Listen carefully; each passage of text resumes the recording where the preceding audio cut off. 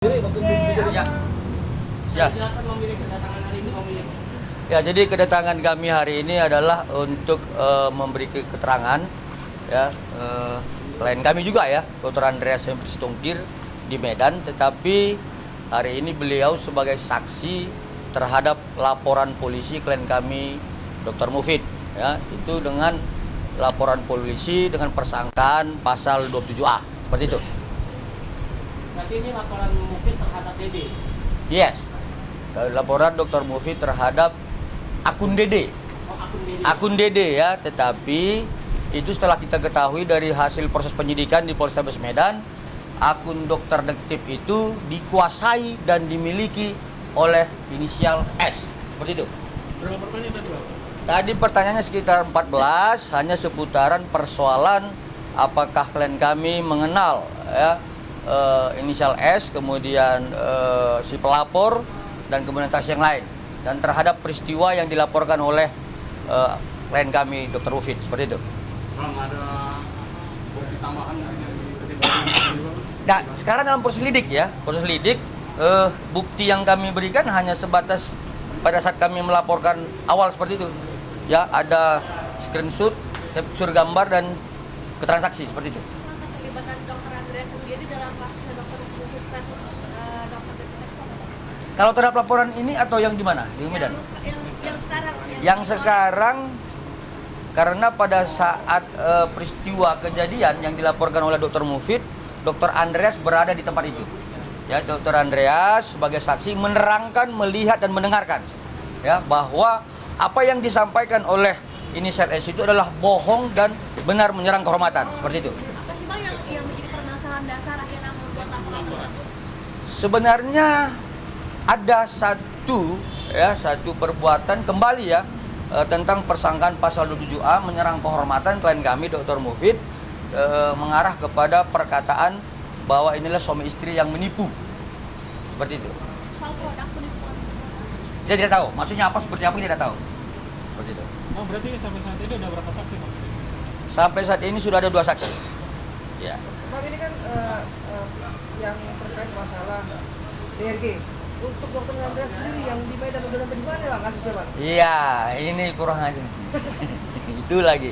Oke, jadi sebenarnya ini kan aneh ya. Kalau saya katakan ini aneh gitu. Klien kami sudah melaporkan sejak Oktober 2024 ya. Kemudian penetapan tersangka inisial S ini sudah mulai sejak tanggal 17 Maret 2025.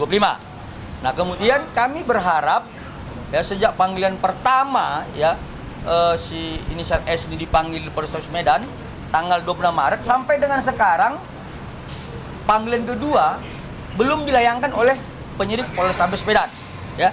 Dan yang lebih aneh, ini aneh, kami barusan mendapatkan informasi dari tim kami di Medan bahwa adanya surat panggilan kepada klien kami dan kepada kami sebagai kuasa hukum untuk datang ke Mabes Polri berdasarkan Dumas, ya, berdasarkan Dumas si pelapor. Anehnya, itu tujuannya adalah untuk sebatas melaksanakan gelar perkara khusus. Ya, kalau dalam gelar perkara khusus itu sebagaimana Perkap 6 2019 di pasal 31 dan 3. Dan kami melihat itu adalah sangat cacat formil. Ya, tapi tidak apa-apa, kami akan hadapi. Ya, aneh pasal 27A kemudian begitu lama lalu dilakukan gelar perkara khusus.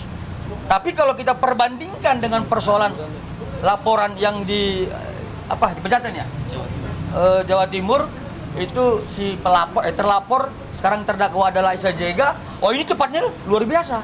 Bahkan yang kami dengar ya persangkaan 27A tapi tuntutan 5 tahun. Ini kan aneh ini. Ya, ini aneh. Jadi ya sudahlah, biarkan masyarakat melihat apakah proses hukum ini tetap on the track terhadap ketentuan konstitusi atau memang berdasarkan kekuatan dan kekuasaan seperti itu. Berarti bisa dibilang prosesnya lambat kalau yang di Medan, sedangkan orang lain langsung gitu. Menurut kami ini bukan lambat ya. Dugaan kami ini adalah ada satu perbuatan obstruction justice ya, menghalang-halangi penyidikan. Ya, menurut kami seperti itu.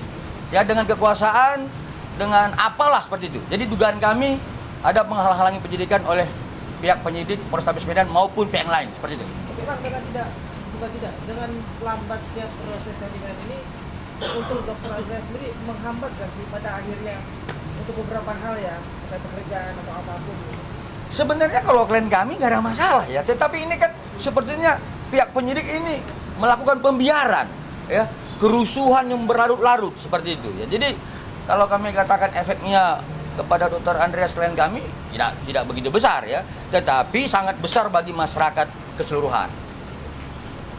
Oke. Apa lagi? Terkait penanggulan apa? Penambahan. Perpanjangan masa tahanan RR. Kalian Bang? Ya, jadi gini, dalam hukum formil kita ya, perpanjangan masa tahanan yang 30 hari ya, yang kemarin itu hal yang wajar, karena itu diatur dalam hukum acara pidana kita ya, sebagaimana pasal 29 ayat 1 huruf B, seperti itu. Nah, yang kedua,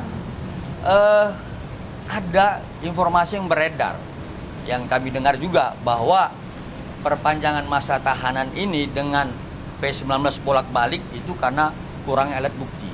Saya pikir itu pendapat yang keliru. Ya, itu keliru. Karena apa? Karena P19 itu dasar hukumnya adalah pasal 138 junto 75 KUHP. Artinya apa? Dilakukannya P19 karena adalah pendalaman berkas. Ya, berkas terhadap keterangan saksi, keterangan pelapor dan sebagainya.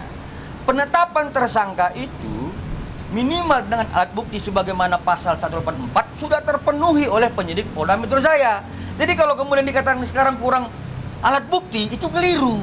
Ya, tetapi penyidik, ya, dugaan kami sebagaimana keterangan klien kami pada saat dipanggil terakhir ya sekitar 2 minggu lalu, dugaan kami ini jaksa memberikan petunjuk untuk mengkaitkan kepada peristiwa 27 Oktober, 13 November, 14 November, dan 27 November. Artinya harus ada tersangka yang lain. Mungkin seperti itu dugaan kami ya. Kami menilai itu berdasarkan pertanyaan penyidik kepada klien kami. Ya, artinya kenal sama Sanu, tidak ada terhadap tersangka yang dua di dalam, tidak ada. Ya, kalaupun ada hanya sebatas kenal sama tersangka NM, IM, kenal. Itu aja. Tetapi terhadap pembuktian kejahatan mereka tidak ada. Ya, lebih kepada dua saksi yang lain. Ya, terhadap inisial O dan inisial S. Seperti itu. Jadi artinya menunggu dulu dua terlapor ini untuk jadi tersangka dulu baru akhirnya bisa semua. Bukan seperti itu. Menunggu agar penyidik memanggil kembali si saksi dengan inisial O dan inisial S untuk dimintai keterangan berdasarkan petunjuk jaksa. Menurut kami seperti itu. Tapi itu belum terjadi berarti, Bang. Belum terjadi sehingga dilakukan perpanjangan 30 lagi. Ya, kalau sudah terjadi itu udah PD1. Seperti itu. Berarti pihak DRG sendiri meminta agar penyidik kembali memanggil dua orang itu. Oh iya dong. Karena kami kan sudah dipanggil, pihak klien kami sudah dipanggil, saksi-saksi dari klien kami sudah dipanggil, tinggal saksi yang seharusnya yang dilaporkan oleh klien kami terhadap 4 peristiwa hukum tadi yang kami sebutkan itu belum dipanggil, seharusnya itu dipanggil. Nah, akhirnya kalau sudah dipanggil, saya yakin. Ya, terhadap yang 2 yang sudah tersangka tidak ada masalah. Ya, seperti itu. Ada tambahan bukti lagi mungkin yang mau dikasih ke penyidik, Bang? Gimana? Ada tambahan bukti lagi yang mau dikasih? Untuk yang mana ini? PMJ atau Medan? Enggak, yang kasusnya DRG sama kita. Enggak ada lagi. Sudah cukup. Ya, dari pihak kita, dari pihak klien kami sudah memberikan keterangan tambahan berdasarkan petunjuk jaksa dan bukti-bukti tambahan. Ya, tinggal sekarang kita menunggu pihak penyidik Polda Metro Jaya untuk memanggil 2 orang saksi inisial S dan O. Baru selesai. Ada persiapan khusus nggak sih, Bang? Karena kan setelah 30 hari kan ada kemungkinan kita bisa bebas gitu karena kurangnya bukti dan segala macam gitu. Dari Abang sendiri udah siapkan langkah lain belum? Sebenarnya kalau itu kan kita tetap kepada asas formil ya. Tidak ada langkah-langkah di luar itu. Ya, tetap kita mengacu kepada hukum acara pidana. Kalau di luar itu berarti rusaklah hukum kita. Gitu. Ada rencana untuk publik propam mungkin? Nanti ya, nanti itu. Cukup?